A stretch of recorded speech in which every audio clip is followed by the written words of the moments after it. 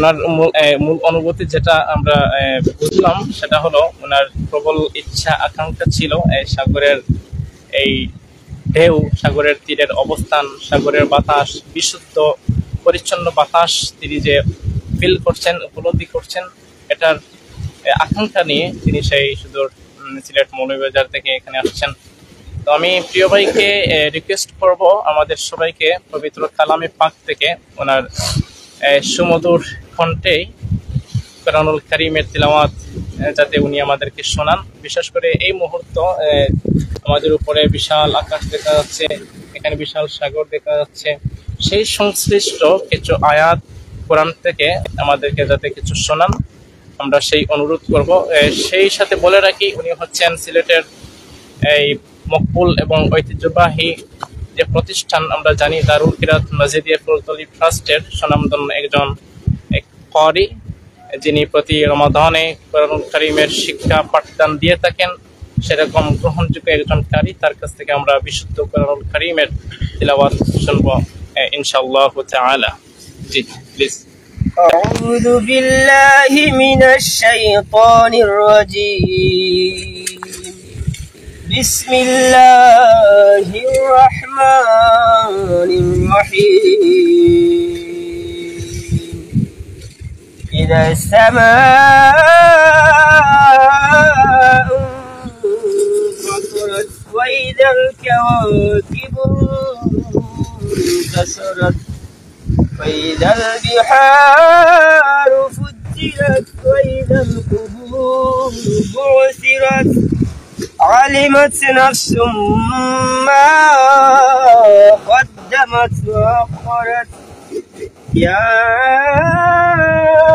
أيها الإنسان ما غرك بربك الكريم الذي خلقك فسواك فعدلك في أي سورة ما شاء ركبك كلا بل تكذبون بالدين وإن عليكم لحافظين كراما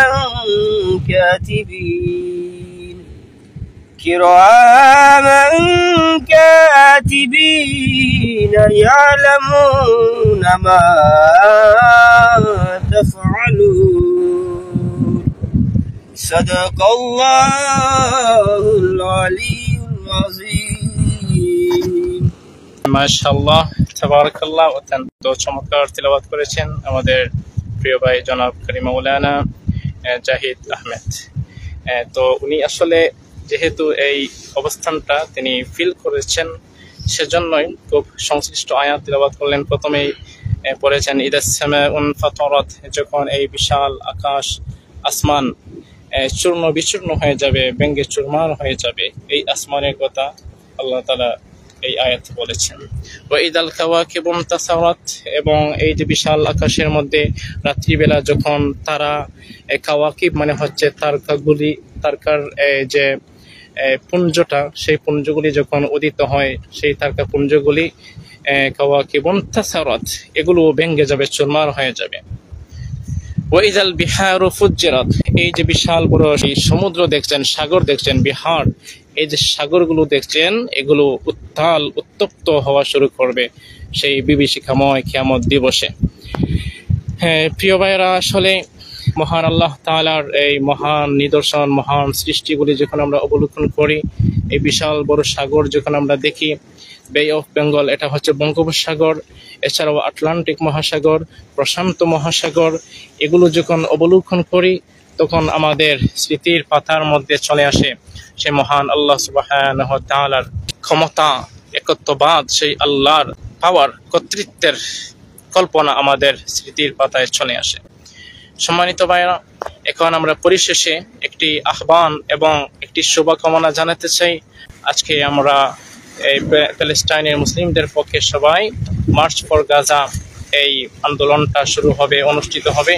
আমরা সেই আন্দোলনের সংহতি জানিয়ে, আমরা সেটার পক্ষে শুভকামনা জানিয়ে আমরা যাদের সামর্থ্য আছে, সুযোগ আছে, বিকেল 3টায় উপস্থিত থাকব।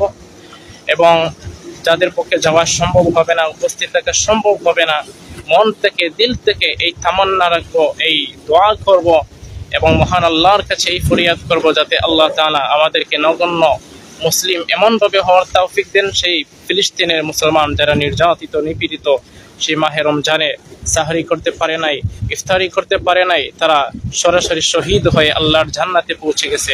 আমরা যেন এরকম ইমানদার হতে পারি, এরকম পাক্কা মুসলিম হতে পারি, সেই ফরিয়াদ আল্লাহর কাছে করছি।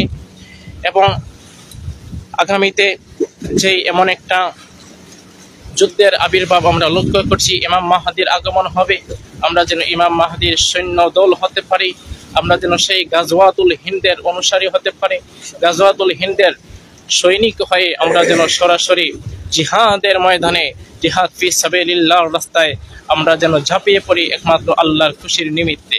আমরা সেই তামান্না অন্তরে লালন করব, সেই ফরিয়াদ আল্লাহর কাছে করব, জিহাদের মৃত্যু আমাদের যেন হয় এবং সরাসরি আল্লাহর জান্নাতের মেহমান হওয়ার সৌভাগ্য আমাদের যেন হয়।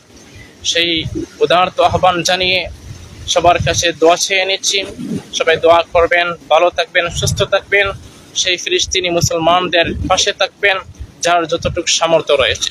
যদি সম্ভব হয় সরাসরি আন্দোলনে যোগদান দিবেন, যদি সেখানে যাওয়া সম্ভব না হয় অন্তর থেকে সেই দোয়া করবেন প্যালেস্টাইনের মুসলিম নির্যাতিত, নিপীড়িত মুসলিম ভাই বোনদের পক্ষে মহান আল্লাহর কাছে ফরিয়াদ করবেন। সবাই ভালো থাকবেন, সুস্থ থাকবেন। আসসালামু আলাইকুম ওয়া রাহমাতুল্লাহি ওয়া বারাকাতুহু।